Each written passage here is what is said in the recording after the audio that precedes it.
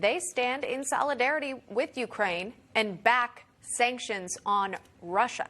Joining us now to discuss is Homeland Security member Congressman Jeff Van Drew, a Republican from New Jersey. Congressman, thank you for coming on today. Now, despite the message of support for Ukraine and also for sanctions against Russia, Senator Bob Menendez, a Democrat from New Jersey, chairman of the Senate Foreign Relations Committee, blasted a Republican bill aiming to impose sanctions against Russia, saying in part, quote, "It's a shame that Senate Republicans have decided to choose partisan posturing instead of working to reach consensus on a comprehensive bipartisan proposal that would demonstrate a unified front to deter Putin from reinvading Ukraine." The bill he was referring to includes halting the construction of the Nord Stream 2 pipeline, financial sanctions on Russian banks, $500 million in security assistance for Ukraine. What do you make of this sort of lack of a decision, I guess you could say, lack of a bipartisan approach when it comes to dealing with Russia at this very tense time? Well, obviously, it's much preferred to have a bipartisan approach. Let me make something very clear that we hear from our people, whether it's in Homeland Security at the committee level or just talking to folks at home. People do not want American troops with boots on the ground there. So that's clear. So our options are limited to some degree. One of them is sanctions. And certainly sanctions can be effective, especially if they're strong sanctions. And then you have to decide if you want to do the sanctions before or after. In other words, if nothing happens, thank God, but if something happens once the Russians are engaged, they're going to continue to be engaged. So that's of a real concern as well. I would have preferred that we started out with some sanctions, showed that we were real serious, didn't want them doing this without, again, committing troops there. You know, one interesting thing about this that a lot of people say to me, our border is open in the United States of America.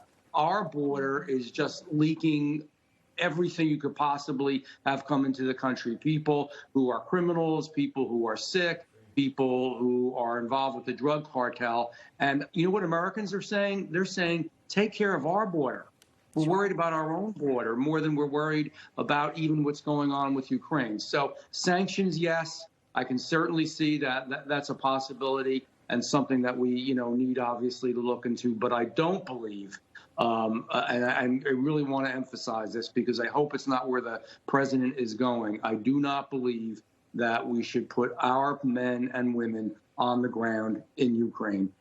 Again, we've seen troops deployed from Fort Bragg, headed to the region, to the area, to nearby countries, but not to Ukraine. It was a promise that the president had made that U.S. troops would not fight in Ukraine. We'll watch what happens there. Again, we've heard reports again of troops, Russian troops, leaving the border area. But what have you heard in regards to the number of troops from Russia, your anticipation of a possible invasion? Have you seen more clarity in your briefings? There seems to be slightly more clarity that we may be going, hopefully, in a better direction. But Putin's a wily guy. I mean, you got to be careful with him, and you don't know what he's really up to.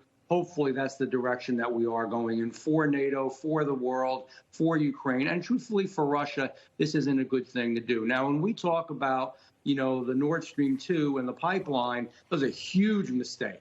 Huge mistake that this president and this administration made among many, many mistakes. You can build your pipeline. You can make, he says to Russia, you can build your pipeline. You can make everybody dependent upon you in Europe, especially Germany. However, we're going to stop building ours. Right. That makes us weaker, makes them stronger. Who in God's name would ever do that? I don't know, but it's just one of the many things that he's done during his administration that makes absolutely no sense to me. And there do remain concerns that an invasion could mean higher energy prices that the United States would face as well as a result.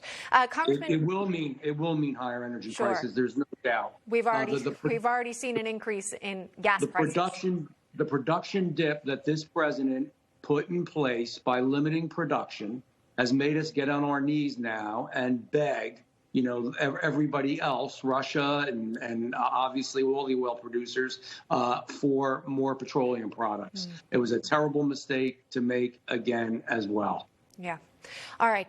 Congressman Jeff Van Drew joining us on the program. Appreciate the analysis. Thank you so much, sir. You're very welcome. Take care. You too.